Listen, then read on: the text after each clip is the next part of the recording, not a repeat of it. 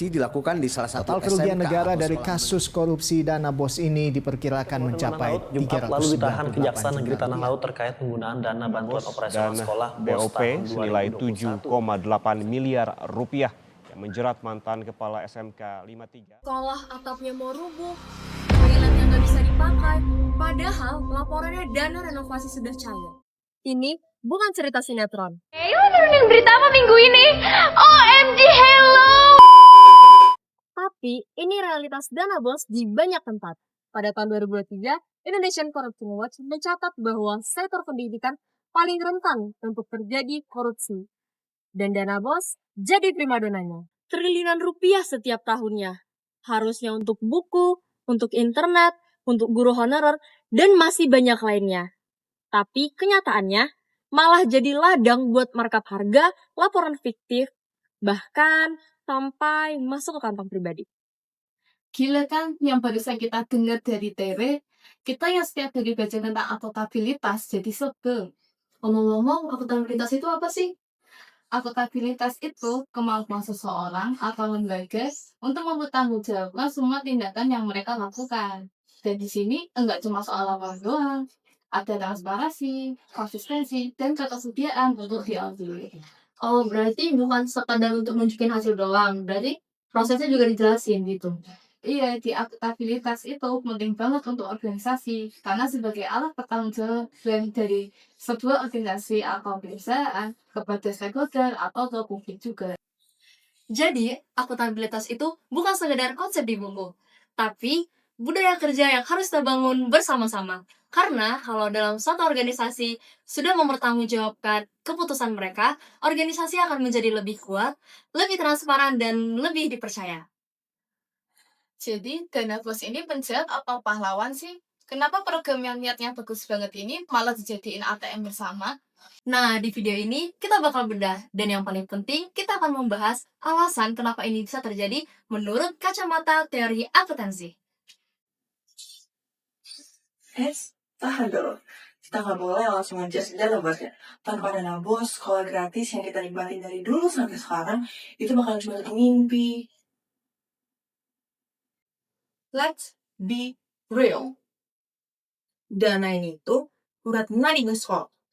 Bayangin aja, sekolah yang di pelosok dengan murid yang sangat sedikit, itu bayar gaji guru honorer, dana listrik, itu gimana? Nah, dana bos inilah jawabannya. Jadi, masalahnya itu bukan di program, tapi oknum di dalam programnya. Oke, sekarang kita punya program pahlawan. Tapi kok ada tipisnya? Kenapa? Di teori akuntansi, kita punya istilah kerennya. Tapi aku bakal jelasin pakai analogi simpel. Anggap aja pemerintah itu kamu dan kepala sekolah itu teman kamu. Kamu nitip uang 100.000 ke teman kamu. Ini namanya agency teori. Kamu ngasih mandat ke teman kamu. Nah, masalahnya muncul di sini. Teman kamu tahu harga bukunya 80.000, tapi kamu nggak tahu. Dia bisa aja bilang harga bukunya 100.000 pas. Lalu yang 20.000, you know lah. Inilah yang terjadi pada dana bos. Kepala sekolah tahu anggarannya berapa, tapi pemerintah dan kita nggak bisa ngawasin 24/7. Inilah celah yang bisa jadi ladang korupsi. Oke, nanti kan kita udah bahas tentang masalah sama akarnya ya. Terus selanjutnya gimana dong? Apa kita cuma bisa ngeluh doang? Jelas enggak. Solusi teknisnya sekarang sudah ada digitalisasi. Sekarang ini sudah ada aplikasi yang namanya Akas. Jadi itu bisa belanja online lewat SIM. Nah ini tuh bisa juga menjadi usaha untuk nutupi celah 20.000 tadi. Tapi, digitalisasi itu bukanlah obat ajaibnya. Gimana dengan kepala sekolah di daerah 3T? Yang internet aja nggak ada. Terus yang ngajarin mereka siapa? Terus kalau misalnya salah input, datanya jadi malah ngaco. Nah, itu dia. Makanya agency problem tadi nggak bisa nih diselesain cuman pakai aplikasi aja. Kita butuh dua hal lagi nih, ada akuntabilitas dan juga transparansi.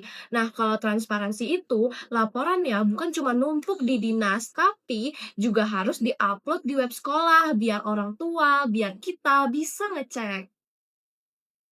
Jadi, Benekus itu penumpang atau langsung korupsi sih? Jawabannya tergantung. Dia bisa jadi penopang kalau sistemnya transparan. Tapi dia juga bisa jadi ladang korupsi kalau akuntabilitasnya dilupakan. Pada akhirnya, mindset-lah yang paling penting, terutama kita yang paham tentang akuntansi. Karena kita yang akan menjadi wasit di dunia keuangan nantinya.